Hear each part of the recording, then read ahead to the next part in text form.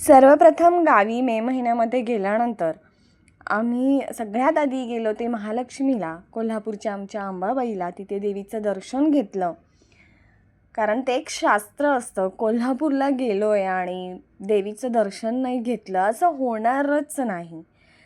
खूप छान असा हा अनुभव. त्यानंतर आम्ही गेलो ज्योतिबावरती देवाचं दर्शन घेतलं, कारण आमचं ते कुलदैवत आहे. तिथे पूर्ण फॅमिलीसह आम्ही तिकडे गेलो होतो. ज्योतिबाचं छान असं हे दर्शन झालं आणि मग खूप छान असा हा अनुभव सोबत घेऊन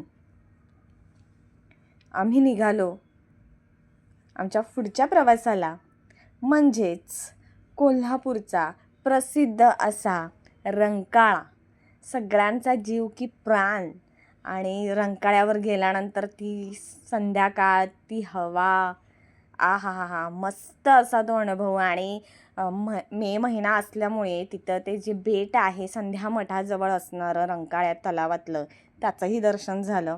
मग तिथे खूप छान छान असे आम्ही फोटो काढले आमच्या या रंकाळा चौपाटीवर, बरं का. खूप मस्त असा हा अनुभव होता आणि मनाला सुखद गारवा देणारा असा हा आमचा काळजाचा विषय म्हणजेच आमचा रंकाळा. आणि मग तिथं मस्त असा जेवणाचा आस्वाद घेतला. आणि मग त्याच्यानंतर पुढच्या दिवशी आम्ही निघालो माझ्या आजोळी टिटवी या गावी. आणि तिथे मस्त अशी आणि भरपूर आम्ही आंबे खाल्ले, खूप मजा केली. आणि या गावाजवळच असणारे आदमापूर हे जे गाव आहे बाळूमामांचं, तिथे आम्ही गेलो. तिथे बाळूमामांचं दर्शन घेतलं. खूप मनाला प्रसन्न करणारा हा प्रसंग. आणि मग त्याच्यानंतर पुन्हा आम्ही कोल्हापूरला आलो पुढच्या दिवशी आणि तिथे आम्ही गेलो अवतारचा लाईव्ह शो बघायला, कारण यावेळी कोल्हापूरमध्ये वेगळं आणि हटकं असं काहीतरी होतं.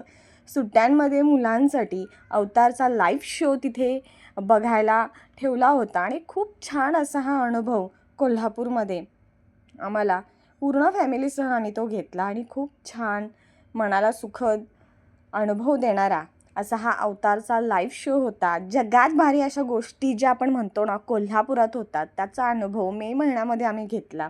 आणि मग छान छान असे तिथे फोटोज काढले. आणि त्याच्यानंतर मग आमची स्वारी निघाली ती वाटेगावला, म्हणजेच आमचं ते होमटाऊन आहे, माझं सासर आहे आणि श्रेयास्वराचं मूळ गाव आहे. तिथे आम्ही गेलो.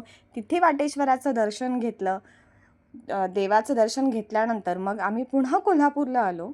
पुढच्या दिवशी मग आम्ही गेलो कोल्हापूरला पुन्हा रंकाळ्यावरती. तिथे आम्ही जो शालिनी पॅलेस आहे तो मी माझ्या श्रेया आणि स्वराला दाखवला, त्याचा इतिहास त्यांना सांगितला. आणि त्याच्यासोबतच रंकाळ्याच्या भोवती असणाऱ्या ज्या वेगवेगळ्या यात्रेतल्या राईड्स असतात, म्हणजेच पाळणे वगैरे, याचा खूप छान असा अनुभव त्यांनी घेतला. त्याच्यामध्ये त्यांनी बसून खूप आनंद घेतला.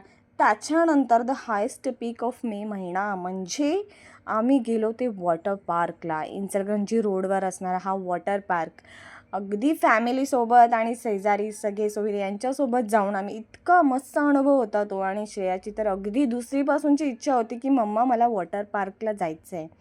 आता असं वाटलं खरंच खूप वर्ष हे मी मिस केलं. आणि मुलांसोबत आपला वेळ घालवणे आनंदामध्ये, खरंच हा खूप छान असा अनुभव होता. खूप मे महिना मस्त मजेत गेला, मस्त धमाल.